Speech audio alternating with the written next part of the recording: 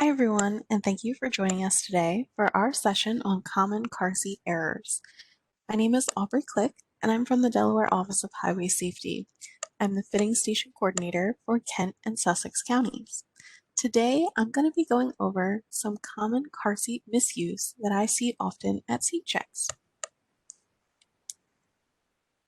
The first one is one that I see very often, and that is the lower anchors and seatbelt being used together. The lower anchors and seatbelts cannot be used at the same time to install a car seat. We can't use both because the car seat manufacturers tell us that we can't.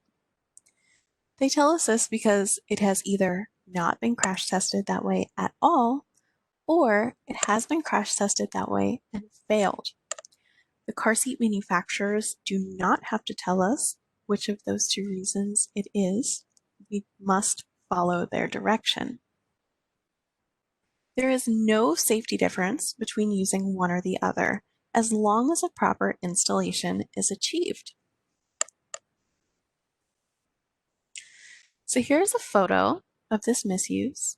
You can see in the photo on the left, I've got the seatbelt buckled in, and then that lower anchor is also attached. Just wanted to show it from both sides so you can see what it looks like. So instead of doing this, you would want to use just one or the other.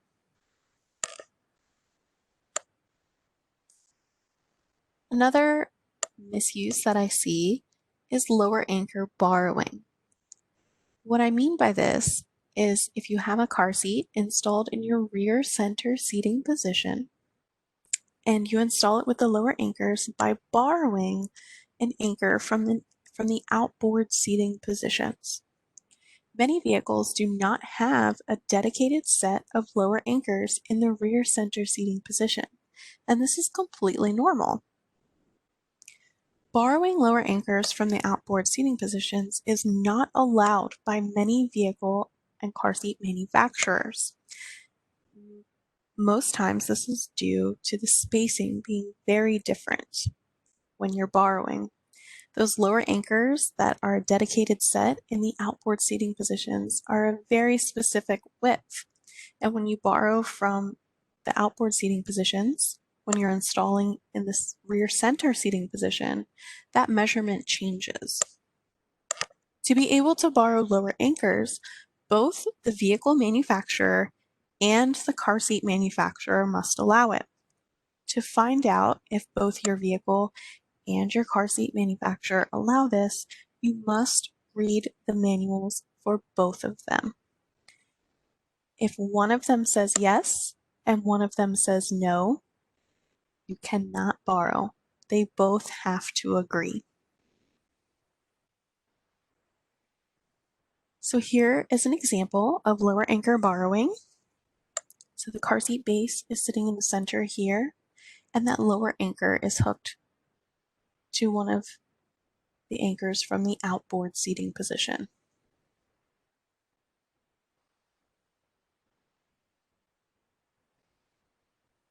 While we're on the topic of lower anchors, did you know that your lower anchors actually have a weight limit? So the actual bar for the anchors in your vehicle has a weight limit that for most is 65 pounds. This is the weight of the child plus the weight of the car seat. The maximum child weight for lower anchor use is printed on a label on the car seat for any car seat that is manufactured after 2014. Once the maximum child weight has been reached, the seatbelt method of installation must be used.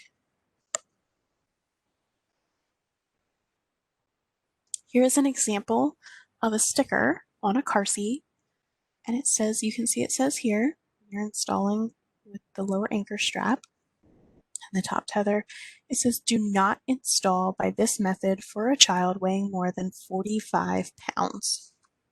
Okay, so this car seat manufacturer has done the math for me and is telling me that the maximum child weight to install with lower anchors is 45 pounds. after that child would reach 45 pounds, the car seat must be installed with the vehicle seatbelt.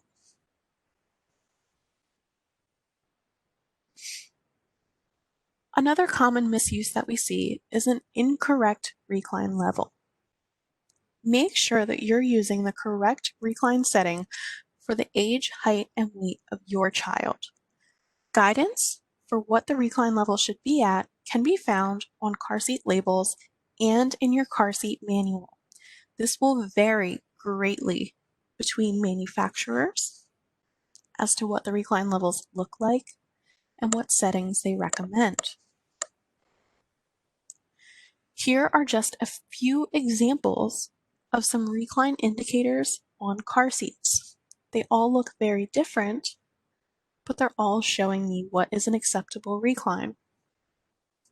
So in the top left photo, that one looks like a carpenter's level. Okay, the bubble just must rest between those black lines. In the top right-hand photo, you can see that there are different settings for different weights of a child. So that blue section is for a child between 4 and 20 pounds, and the green section is for a child between 20 and 35 pounds. And that white line has to intersect the appropriate color setting for that child's weight. Down at the bottom, you can see the recline level is just an indented line into the plastic. That has to be parallel to the ground. Okay. And then the one in the bottom right is an example of a level with a ball in it. And it does also have two settings. The small circle is for 0 to 3 months. And then 3 months plus can be anywhere in the blue. It is very important that when installing your car seat, your vehicle is on level ground. So that way, when you check the recline, once you have it installed, you'll know that it's correct.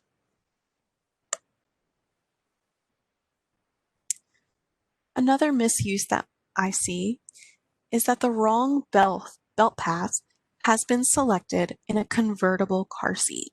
So convertible car seats rear face and then forward face later on. So they have two different belt paths. They have one for rear facing mode and they have one for forward facing mode. You want to choose the belt path that is closest to your vehicle seat back when the car seat is placed on the vehicle seat. Here are two examples of the wrong belt path being chosen. So here is a rear-facing convertible, and the seatbelt was inserted into the forward-facing belt path. It should have been going through this rear-facing belt path right here. And then over here is an example of a forward-facing convertible seat, and it is being installed with the lower anchors. And those lower anchors were fed through the rear-facing belt path when they should have been going through the forward-facing belt path. So again, when you're trying to determine which of the belt paths you should be using, whichever one is closest to the vehicle seat back, when you put your car seat in the desired direction on your vehicle seat, is the one that you should be using.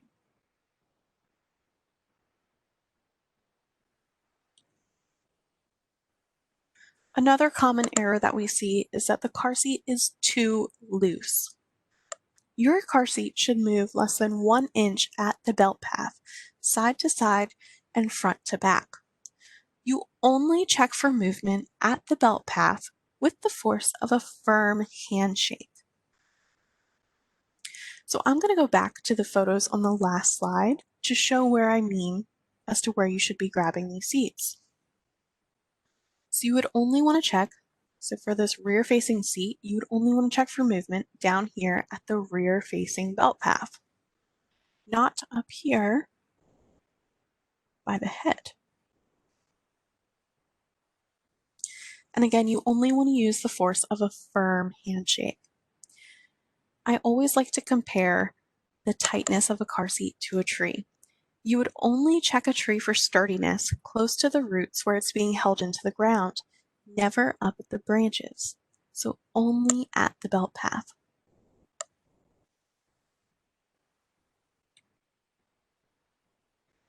Another error that we see is that the seat belt is not locked when the car seat is being installed with the seatbelt method. So when you're installing with the vehicle seatbelt, you need to make sure that the seatbelt is locked in some way. A lot of vehicles now, newer vehicles, the seatbelt has that locking feature, that ratcheting sound that sometimes when we sit in the back seat, we hear it and we're like, oh man, now I'm stuck here until we stop. That is what you want for your car seat. Okay, so that seatbelt should be locked when you're installing that way. Some car seats have a lock off and don't require you to lock your seatbelt. To figure this out, you would need to read your car seat manual.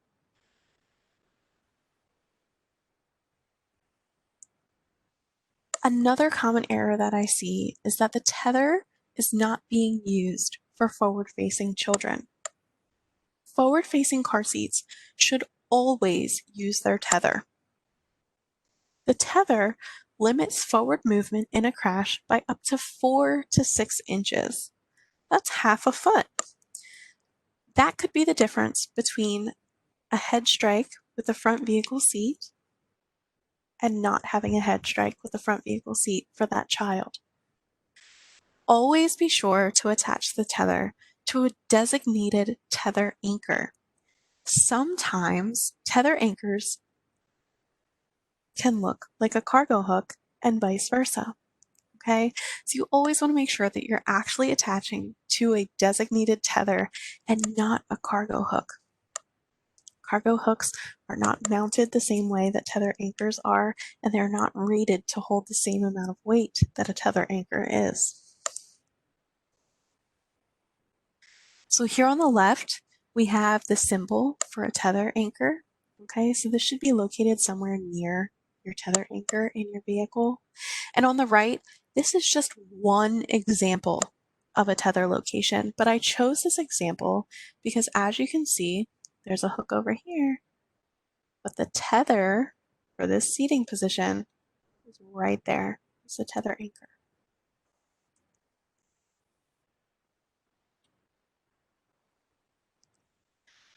A very common error that we see with car seats is the use of non-regulated products. And what we mean by non-regulated products are things that didn't come in the box with your car seat. Okay, you don't want to add any of this stuff to your car seat. This includes additional head huggers, shoulder pads, and toys. These items are explicitly prohibited by manufacturers as they have not been crash tested with the car seats. Many manufacturers now include some sort of padding with their car seats, and if it came in the box with that car seat, then you know that that manufacturer has approved it for use and has tested it with that seat. So here are some examples of things that you do not want to add to your car seat. So the shoulder pads here, the additional head huggers, any kind of custom made fabrics for the car seat. Now, often I get asked with this graphic, what's the difference between this cozy cover here and this one right here? And the difference is that this one here, that thick fuzzy material goes all the way down the back of that car seat. So it interferes with the child's harness. And it can make you think that you have your straps tight enough, but really you're compensating for that bulky material underneath. This one here just goes over the top of the car seat. Now, while these two say that they're safe, please keep in mind that it is still recommended to take them off of the car seat once you are in your vehicle.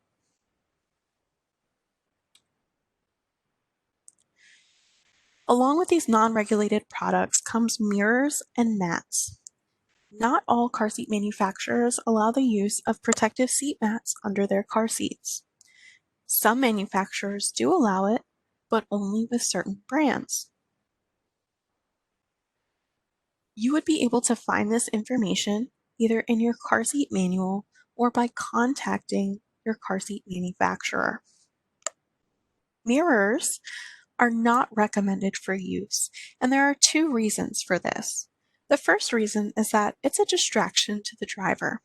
Oftentimes, we find ourselves looking into the mirror more times than we actually needed to while we're driving, and that means that our eyes are not on the road.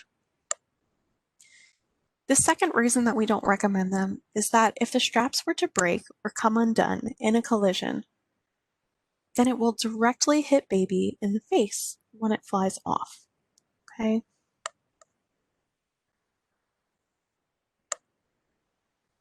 Another error that we see are that the harness straps are not at a proper height for the child.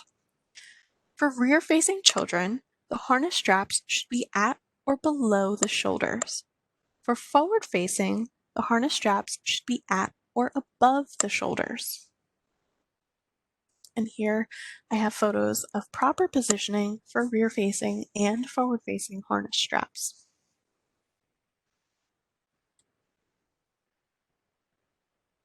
Car seat cleaning is a bit of a hot topic right now, so I wanted to make sure that I covered that.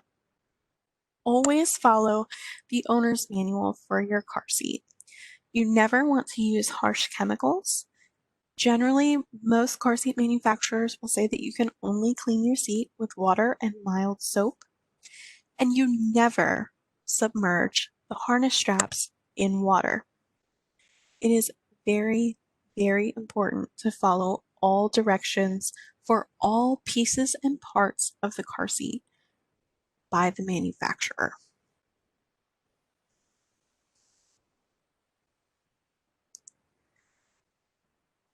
I wanted to make sure I included booster seat errors as well.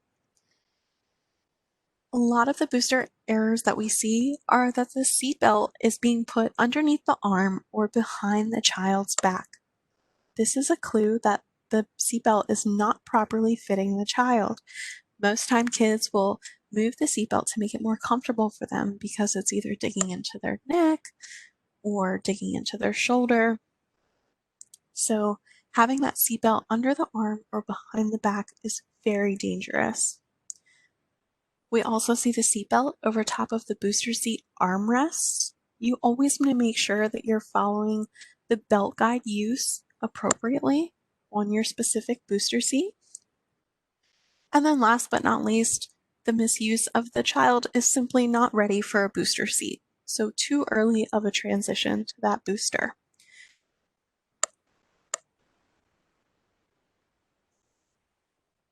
So where can you get help? If you need help with car seat installation, please feel free to contact us. Appointments are completely free all the time. Right now, we are offering virtual appointments until phase 3. Once we hit phase 3, we will be able to offer in-person appointments again. Right now, these virtual appointments take place over whichever video service you prefer, so FaceTime, Google Duo, Zoom, whatever you need. For Kent and Sussex counties, you would call myself, Aubrey Klick. My phone numbers are listed here, and you could also email me if you need to. And for Newcastle County, the fitting station coordinator is Sean Rowe, and there are her phone numbers and her email address as well. You can also visit ohs.delaware.gov for more resources. Thank you so much for joining us today for this session on common car seat misuse.